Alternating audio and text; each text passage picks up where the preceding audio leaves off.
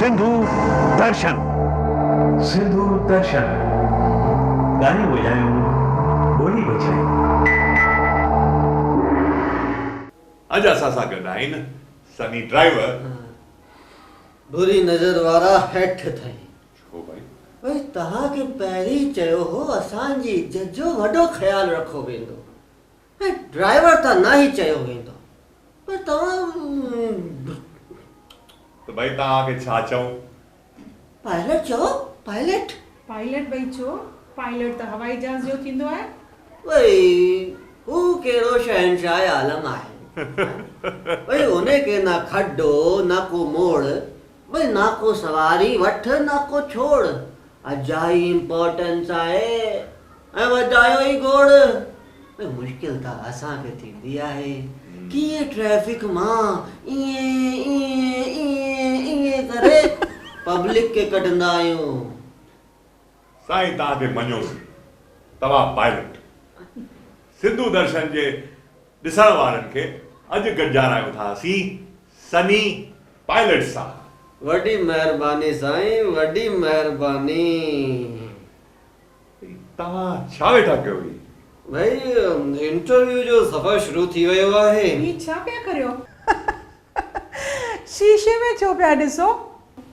भाई तव्हांखे ॿुधायो न कि इंटरव्यू जो सफ़र शुरू थी वियो आहे ऐं सवारी बि वेही रहियूं आहिनि। छो न असीं थोरो ज़िंदगी सेट करे वठूं। भाई असांखे ब्रह्मा वांगुरु 4 मुंहुं रखणा पवंदा आहिनि साईं। 4 मुंहुं, आसे पासे अॻियां पुठियां।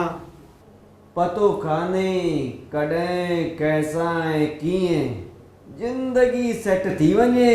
अच्छा सनी जी, हिकु ॻाल्हि त ॿुधायो, माण्हुनि जो चवणु आहे रिक्शा में वेहणु माना मौत जे मुंहुं में वञणु। बुरी नज़र वारा हेठ थई। हाय असांजी बि था सोचो, रिक्शा वारनि जी ज़िंदगी त अजब खेल। मौत का बचियासीं त सेंट्रल जेल। जेल तां यादि आयो, जेकॾहिं तव्हांखे पीअंदे जेल में विझो वञे त छा कंदा? भाई सुठो आहे न, असांजो पेपरनि में नालो अची वेंदो। यार कमाल, ईअं थोरे थींदो आहे कि सभिनी जो नालो पेपर में अची वेंदो। सुभाणे मां गाॾी हलाईंदमि, तव्हां साम्हूं अची वञिजो, भई पाणे ई ख़बर पइजी वेंदी। लख नालत ते पूरी मारण जी तयारी करे रखी अथई, अंदर हुजूं या ॿाहिरि? अरे ये खिलंदा ना कयो। भाई असांजी गाॾी जो एक्सीडेंट थियण जो खतरो रहंदो आहे।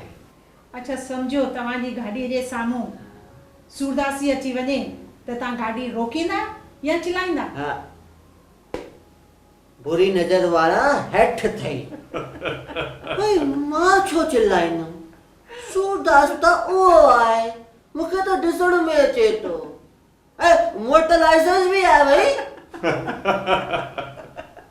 अच्छा हाणे सम्झो 3 रस्तनि खां 2 गाॾियूं अची आम्हूं साम्हूं बीहनि त सभिनि खां पहिरीं निकिरण जो रस्तो कंहिंखे मिलंदो? मुंहिंजी गाॾी खे। पर भाई तव्हां गाॾीअ में ई कान आहियो त पोइ मूंखां सवाल छो था पुछो भाई? अच्छा तव्हां त हिकिड़ो ॿियो बि इल्ज़ाम आहे, तव्हां सवारियुनि सां ॾाढो बदतमीज़ी सां पेश ईंदा आहियो। अरे तो सवारियूं केड़ो असांखे डॉक्टर साहब चवंदियूं आहिनि। भाई मां सुबुह जो तव्हांजे स्टूडियो आयमि पे, हिकिड़ो भाउ मूंखां पुछियो भाई स्टेशन वेंदे छा?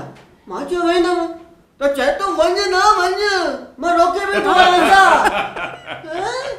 त इहो होई अॼु जो हाल, तव्हां ॾिठी सनी रिक्शा वारे जी चाल। असां वरी नए एपिसोड सां नए महिमान सां हाज़िर थींदासीं। सभई चओ झूलेलाल।